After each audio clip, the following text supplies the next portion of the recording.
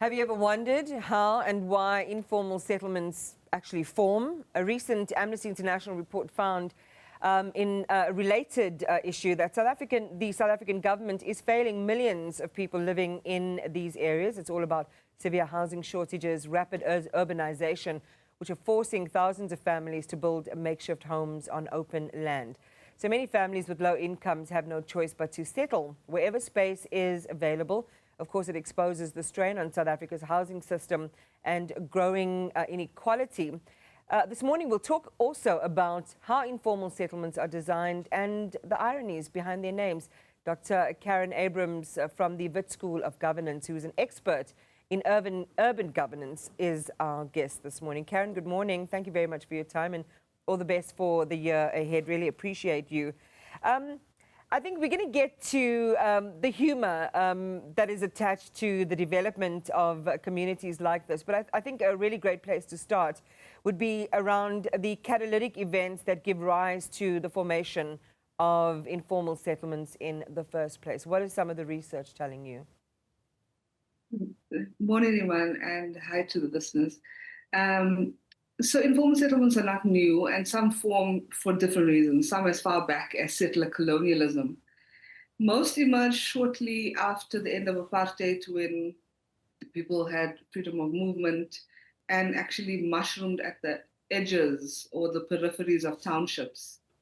In recent years, particularly during and after COVID, informal settlements have mushroomed along highways and more precarious places.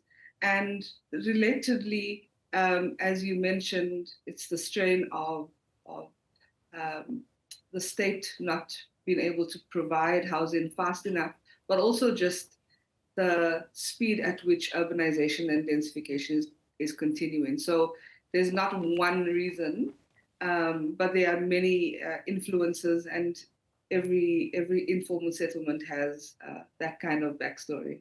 Yeah, and for those who, romanticize a return to apartheid where everything seemed so much more controllable, as you say, one of the key catalytic, push factors is that people now had freedom of movement.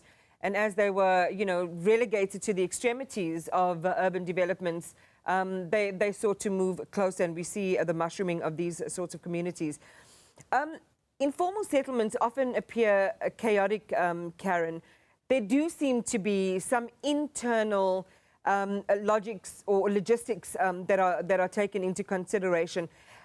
How are these settlements designed, in inverted commas, in practice, where there is no formal urban planning involved? Yeah, I think that's an important question.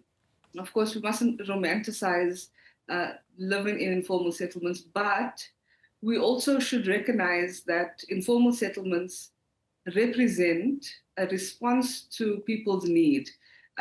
People deserve and are entitled to live in a way that enhances their quality of life. And that doesn't always mean formal houses with a bond or even formal rental properties. Informal settlements also show us that housing self-determination exists. So yeah, what we see in terms of planning from below are pragmatic forms of what housing means. Residents who live in informal settlements are well aware of the avenues of support that government has provided. They are part of lobbying efforts for informal settlement upgrading programs.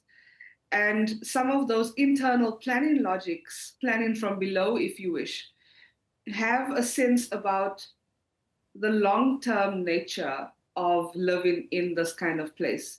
And so what you will see is planned almost high streets, small corridor streets, with the view that when the place is either electrified or provision of sewage services, there needs to be some kind of planning logic already in place. Yeah. And so what we see, it's not, people who don't know where to live and they just put up a shack somewhere. There are senses of community, there's sense of resident associations, what is possible where. Yes, there are very precarious ways of living along very precarious, perhaps rivers or ravines or alongside highways, but people themselves are interested in their quality of life and making their own spaces safe, livable, beautiful, a place to call home, well within reach. And so there are these internal logics, as you say, with people acting as planners from below, having a sense of what kind of water supply is needed, organizing for that, organizing for electricity support, Yeah. organizing for waste removal. And it's fascinating because when you see the scale of some of these informal settlements where thousands of people are living, that sensibility, I guess, is carried throughout, with the exception, as you've just noted, of risky areas. And we often think during the rainy season of places like the Yuxke in Alexandra, where, you know, communities are building too close to the floodlines there, or when they're too closely packed together, so that when there's a lack of a fire break, fires really take root and take, take many lives with them.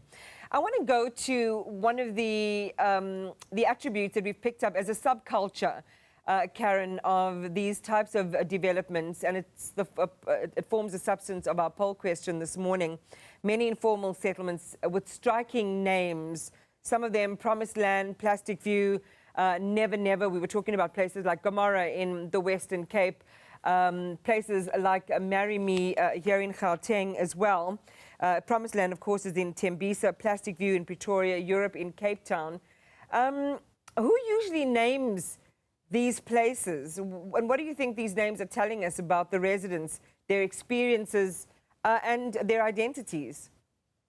Yeah, that's really interesting. I think the naming of places of informal settlements particularly are very interesting. Sometimes they're pragmatic because it represents the materials used or the place it looks over.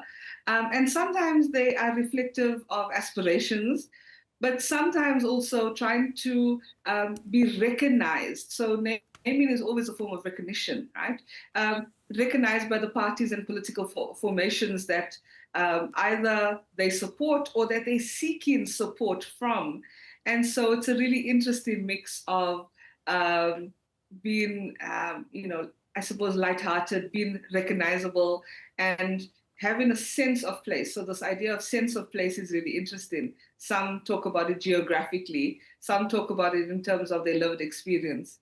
But all of that represents that people in informal settlements don't just, they're not just there because perhaps sometimes they don't have anywhere else to go, that's true, but some people choose to come to particular places, they choose to inhabit these spaces, and choose to make a good quality of life. And so they are wanting to make places recognizable, a place to call home. And I think it's really interesting that sometimes that's quite funny, like the Marry Me one, where a lot of single work seekers and young workers live and marry each other. It's an interesting one. In fact, that's the one, Caryn, that one of our viewers has picked up on, and Loretta Jacobus has shared her thoughts. Although I voted for one of your options, I would say all of the above. Please add that option too. I'm curious to know what influenced the name Marry Me, and I think Caryn has just answered that in some part. But also a local grandmother, Joyce Mtembu, said that the settlement was founded in 2012, as Caryn says, by young unmarried individuals who'd come to the area for employment, and once they were there, they found each other and began to build families. It's interesting. I want to talk about Europe in Cape Town, for example, Caryn, as one of the names. It's in Nyanga, one of the largest informal settlements there. And one of the residents, Nomvula Maseko, is quoted in, I think this is from Times Live. They did a piece on it. We call it Europe because it's far from everything, just like the continent. We joke that we are living in luxury, but the streets are full of challenges. Then there's Hollywood in Durban. It's a settlement reflecting local dreams rather than actual glitz. And one of the street vendors said, we wanted a little star in our lives. It's not LA, but the spirit is in the name. We are dreaming big. And again, it goes to the question that I'd asked you about, lived experience, identity, even aspiration, Caryn. Yeah, for sure. I think it's, gone are the days where it's only political.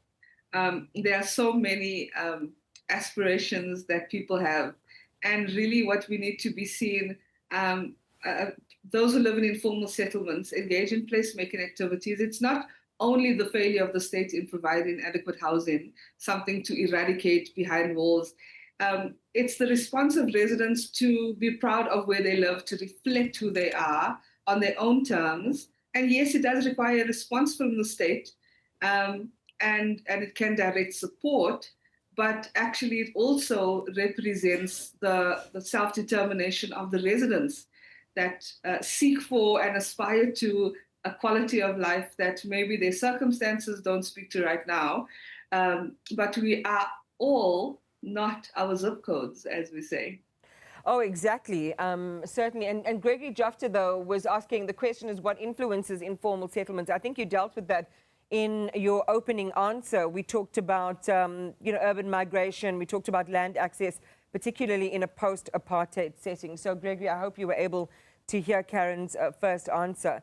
But let's talk about security of tenure. And one of the things that we know is tooled into an experience of living under these conditions is the uncertainty about your safety, the longevity of your structure, whether you might be, your building might be lost either to weather or damage or by, Demolition. by demolition, which is where I was going to go next.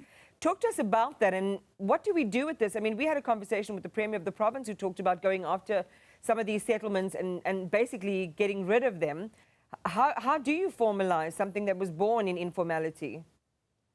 So I don't think the task ahead is about formalization. It is about the protection of rights.